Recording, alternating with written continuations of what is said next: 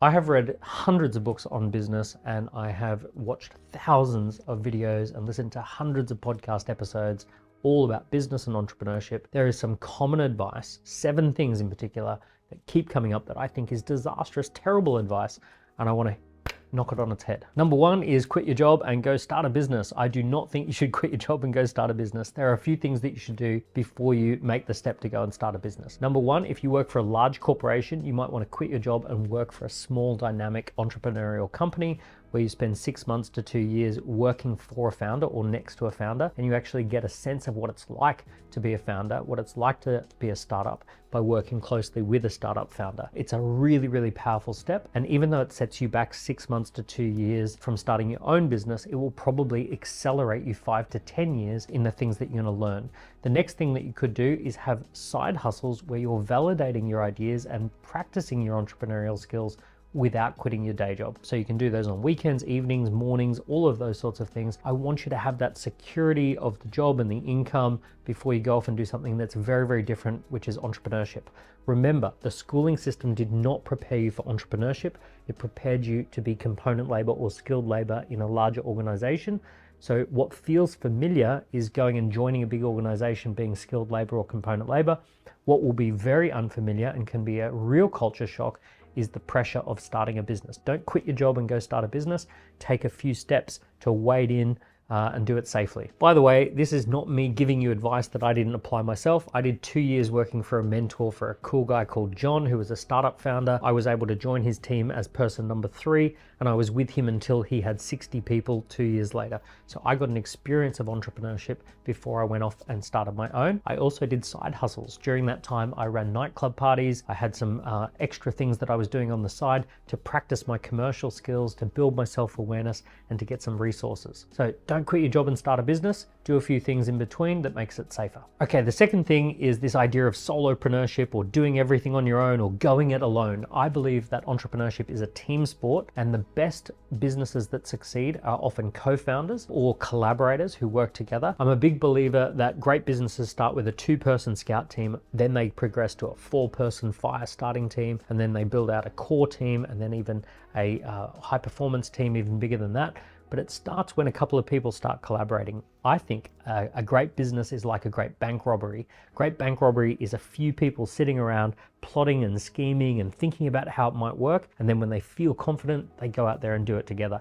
I know it's a funny example, but it actually is not too dissimilar to how great startups start. The third piece of advice is all around hiring the best people. And I see this from really talented entrepreneurs, super successful entrepreneurs. And what they do is they share all of their hiring tips, and they tell you about how important it is to hire amazing, talented people. And they talk about the value of talent and how incredible it is to get high performers on a team. And all of that's great once you're successful and high performers will actually join your team. For most people who are starting a small business, you're not going to get people who are high performers to join your team. If they did join your team, they'd probably take the business and run with it and leave you in their dust. The truth is that when you're starting a small business for the first time, you're going to have to work with whoever shows up, whoever's willing to join your team. My rule of having someone on the team when I was at an early stage is if they have a pulse, if they're breathing, if they're willing to give me some of their time, then they're on the team. So for me personally, I started with rebels and misfits. I started with people who probably couldn't get many jobs outside of McDonald's and Starbucks,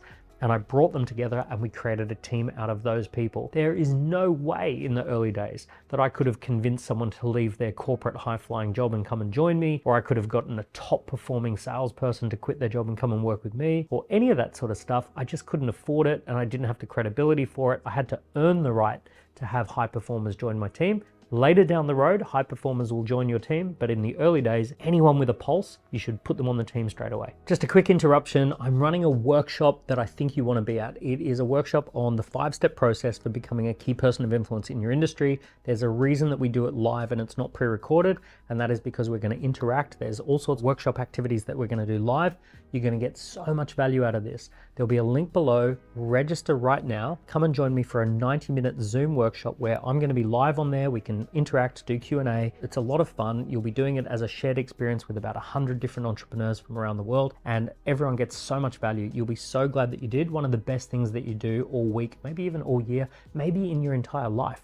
Anyway, see you soon. Back to the video. Okay, number 4 is about planning and preparation. And unfortunately, you can do so much of this, but the reality is with a great business idea, you tend to have to validate in the market, not in your mind. There's only so much you can think about this before ultimately it's just a fantasy. So ultimately, you need to go talk to customers. So there's a little bit of planning that you should be doing. You should map out your concept and pitch it to some experienced business owners. You should do a bit of a back of a napkin financial forecast. You should do some work with ChatGPT and see what it thinks about your ideas. But ultimately, you need to set up a waiting list, and you need to see if you can get 150 people to join the waiting list. If you can do that, get 30 of them to have a one-to-one with you. If you can get 30 people to have a sales meeting, see if you can make 2 or 3 pre-sales. That is what I mean by getting out there and interacting with the market. Sharpen your ideas in the market, not in your mind, and that is entrepreneurship as opposed to overthinking things. Now, I can't believe that I have to even address this in the current year, which is focused on building a business brand, not your personal brand. A lot of people are still saying that, which is utterly ridiculous, because the old way of doing business was all about products and places and business brands. The new way of doing business is intellectual property, ideal customers, and personal brands. The fastest growing companies at the moment, they all have personal brands. The founder's brand, the influencer's brand, it's the personal brand that gets traction. LinkedIn did a bit of research into this, and they said a personal brand outperforms a business brand 20-1, which means you would have to post almost every hour of every day with your business brand to get the same traction as just doing 1 hour with your personal brand. So use your personal brand to really build things big, and then transition across to a business brand if you really must. Number 6 is about saving money. And of course, saving money is important, especially if you're an employee and you're trying to build some financial capital. Sure enough, you should be saving money. We should all be living within our means. But the truth is, for entrepreneurs, you have to get good at spending money. The real trick for being an entrepreneur is how quickly can you spend money that has high velocity payback. So you're looking for fast things that you can do where you spend a bit of money and you make money back. So anything where you're spending money on lead generation and then you sell to those leads, make a sale, spend more money on lead generation, sell, make it, right, boom. You're looking for high velocity return on investment. So the goal of an entrepreneur should be how well and how quickly can you spend money as opposed to how much can you save. So for example, some of my businesses, one of the breakthrough moments was when we figured out the allowable cost per lead, and then any single way that we could spend money within the allowable cost per lead, we would go and spend the money as much as we possibly could, because we knew we could generate those leads, make sales, and then grow the business. So get good at spending as a focus as opposed to squirreling away and saving money as a focus. And number 7 is follow your passion. And this is a big one. This one's everywhere. Typically the people who tell you to follow your passion, their passion is steel smelting or developing data software or building something that is a game-changing piece of technology that the government licenses. So people who often tell you about following your passion, they have a passion that is already closely aligned to making money. The truth is that all successful businesses need a combination of 3 things. You have to sustain your passion, you have to be solving a big problem that people need solving in the marketplace, and you need a marketplace that is willing to pay for what it is that you do. So problem, payment, and passion. If you don't have all 3 of those, you won't have a sustainable business. So people over-index on passion. The reason that we say that you need to be following your passion is so that you stick with it. And that is super important because there's going to be highs and lows. But ultimately, what are you sticking with? You're sticking with solving a problem that people are willing to pay for. So the most important ingredient is solving a problem that people are willing to pay for. And the third ingredient is being passionate enough about that to stay curious and stay open and stay interested and stay in the game so that you can keep solving that problem and keep getting paid for that. So follow your passion if your passion is AI-enabled SaaS, right?